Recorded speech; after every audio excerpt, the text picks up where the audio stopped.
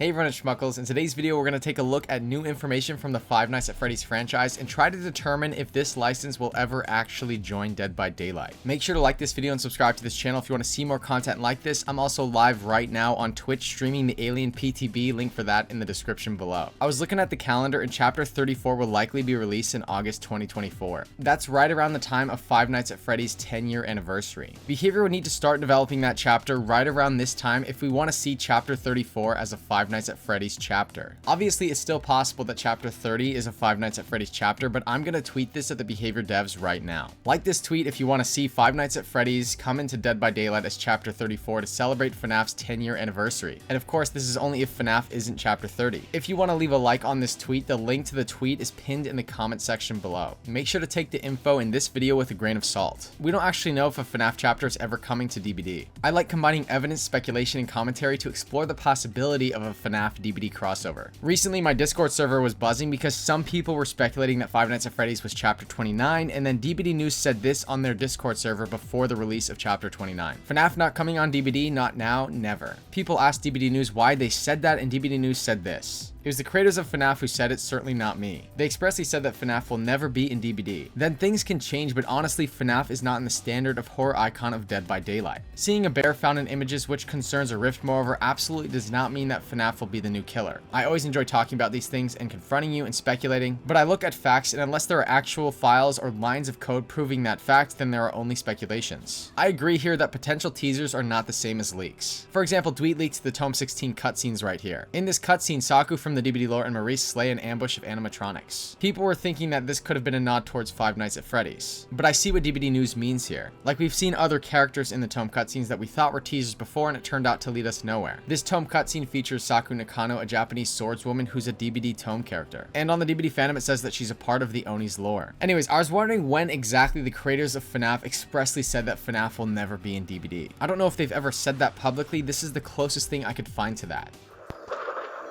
They took everything. Screw the tax man. Thank you, Venom. Oh yeah, I know about Springtrap, about Dead by Daylight. I'll post a tweet or something tonight, and I'll ask you guys to retweet it or something, just so they know that you want it to happen. Because I'm not. This isn't bragging rights or anything, but I'm verified, so they'll see it if it goes if it starts trending. I remember Scott saying that he didn't want to do any collabs with Dead by Daylight a while ago, I think, but that was like 5 years ago, or however long ago. I think his mind's changed a little bit now and he's open to collabs. I think he would allow Springtrap to be in Dead by Daylight. So this clip here is from July 3rd, 2020, so 3 years ago. Daco said in the clip that Scott didn't want to do any collabs with Dead by Daylight 5 years ago. So this information is about 8 years old now. Since then, Scott has collabed with Steel Wool Studios on FNAF Security Breach and Blumhouse with the new movie, so things can definitely change over a long period of time. As of right now, there are no leaks or confirmation of a FNAF chapter in DBD, but I saw some interesting things on Twitter that I wanted to share. On Twitter, a horror news influencer posted this. The 10th anniversary of Five Nights at Freddy's in August 2024 will be supported with marketing initiatives from licensing agent Striker Entertainment and Steel Wool Studios, according to a recent issue of Scholastic's Trade Parade. I was like, where exactly did this information come from? What exactly could marketing initiatives mean? I did some research and I found that people on the internet were saying that Scholastic's recent Trade Parade issue features a new look at Volume 3 of the Fazbear Fright graphic novel. The trade issues also mentions that August 2024 is the 10th anniversary of Five Nights at Freddy's and will be supported with marketing initiatives from licensing agent Striker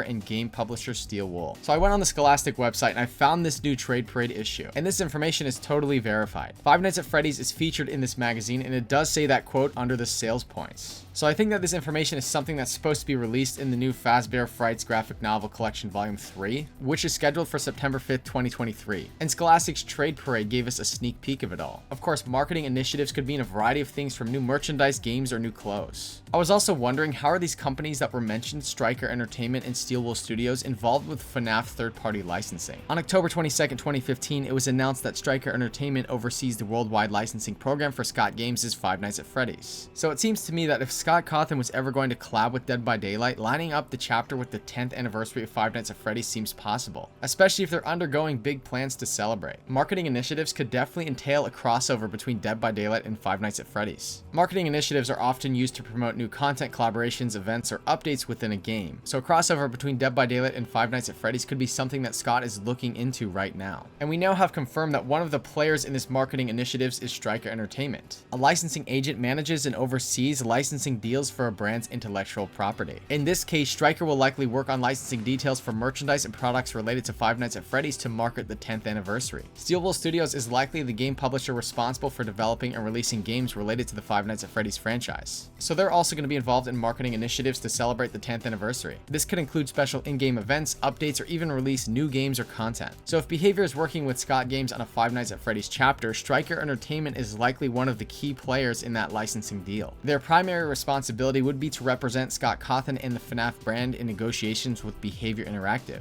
Striker would act as kind of the intermediate between Scott Cawthon and Behaviour. They'd pretty much be facilitating communication and negotiations to ensure that both parties' interests are met. Scott Cawthon is one of those guys who wants things to be perfect based on his vision. We've seen with the Blumhouse movie that Scott has been directly involved with the script and the writing of that story. So if another game like Dead by Daylight is putting a twist on his vision, that kind of complicates things. If that at all makes him feel uneasy, then Striker Entertainment would be the one to help secure the licensing terms so all parties are happy. Striker Entertainment would also probably be involved with financial arrangements and the duration of the license. Pretty much they'd be responsible for protecting the FNAF's brand integrity, ensuring that the FNAF content in Dead by Daylight aligns with the franchise's vision and quality standards. I also think that Steel Wool would probably be involved with this collaboration. I think as a game publisher, their role would be focused on overseeing how the FNAF content is implemented into Dead by Daylight and managing in-game aspects of the crossover. So if there's big plans to bring in a Five Nights at Freddy's 10-year anniversary DBD crossover, Striker Entertainment and Steel Wool Studios could bring their respective expertise into the licensing deal. This would help ensure a successful crossover between Five Nights at Freddy's and Dead by Daylight. Recently, Scott Cawthon dropped by a FNAF content creator's livestream named FNAF. This soundbite is from July 27, 2023 at about 28 minutes and 24 seconds. Big thanks to Nightmare Laser for my Twitch community for helping me find this soundbite.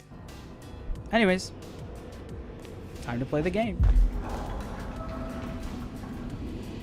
Well, hey, I appreciate all you do for the fan base. I'm trying every day to work on something cool for all of you. I really hope you all enjoy.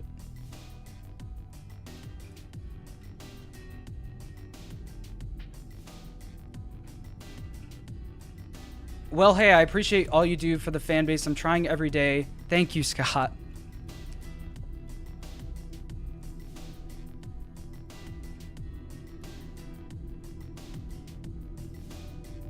I'm trying every day to work on something cool for all of you. Thank you. I really hope you all enjoyed the movie too. I hope I do too. I mean, I will. Thank you, Scott. I appreciate that. You're gonna make me cry. It's obviously a really emotional moment from FNAF actually seeing Scott Cawthon in his chat. Anyways, that was crazy. Scott Cawthon in my chat.